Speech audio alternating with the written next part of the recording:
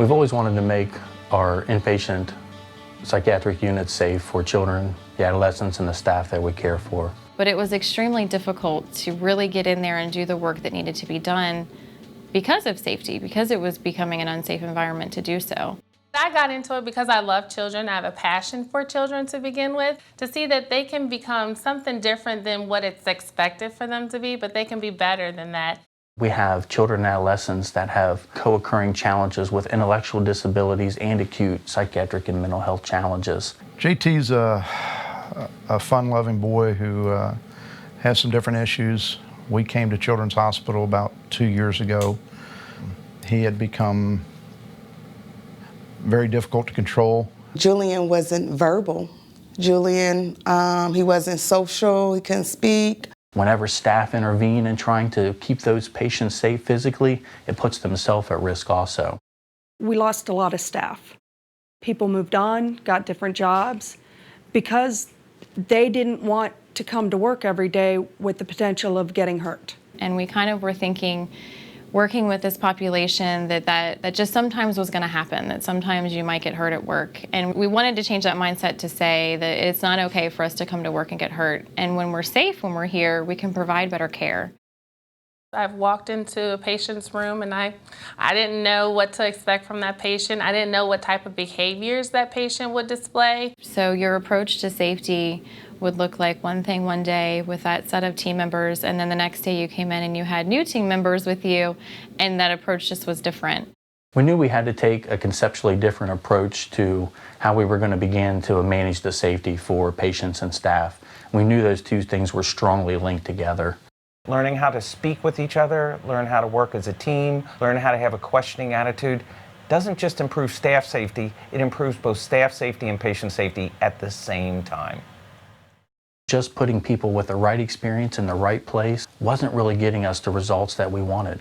We had to develop a more acute focus on reliability principles, and those principles were really based on being able to effectively identify and mitigate risk. It was really the front line who, through their testing and their great ideas, was going to figure out how to put this theory and general concepts into place. We were given a common goal, which was to achieve safety.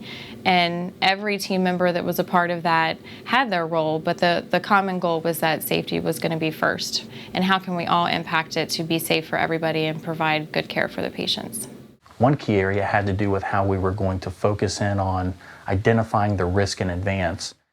When we do the admission process with the family, we have a specific form. It's the initial behavioral assessment form that reviews what we would consider dangerous behaviors. It arms the staff in how to deal with your child better. And they don't just do things that can hurt them. They do, hey, what's his favorite food? What does he like to eat? What's some of his comfort items? What are, things that calm him down now? So on the huddle, guys, we have Marcus here. Huddles became this concept that staff utilized where they got elbow to elbow and they talked about what the plan was going to be for the day. Walking into a room, I now know I have a plan that I'm going to work with this patient. Because we did a huddle, it gives me more confidence. It makes me know that I can make an outcome change. By planning and predicting, they can actually reduce the number of children who actually have the outburst.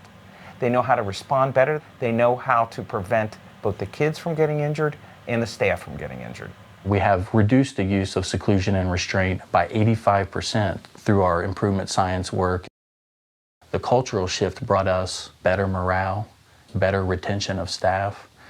It increased our ability to care for more kids. It kind of boosts everyone's spirit, knowing that, hey, I have so-and-so here with me to support me. We can get through this. We know what we're dealing with, and we can move forward. As a parent, you learn the skills that they're using here to de-escalate him and keep him moving in the right direction. There's a lot of pride in what we've done and what we've developed. I feel better prepared. Before, when I would come to work, it was more of a mindset of, we'll just kind of cross that bridge when we get there. But now I feel like that I know before I go and meet with a patient or have direct contact with somebody that I know that I can be safe and I know that they can be safe too, because there's a specific plan.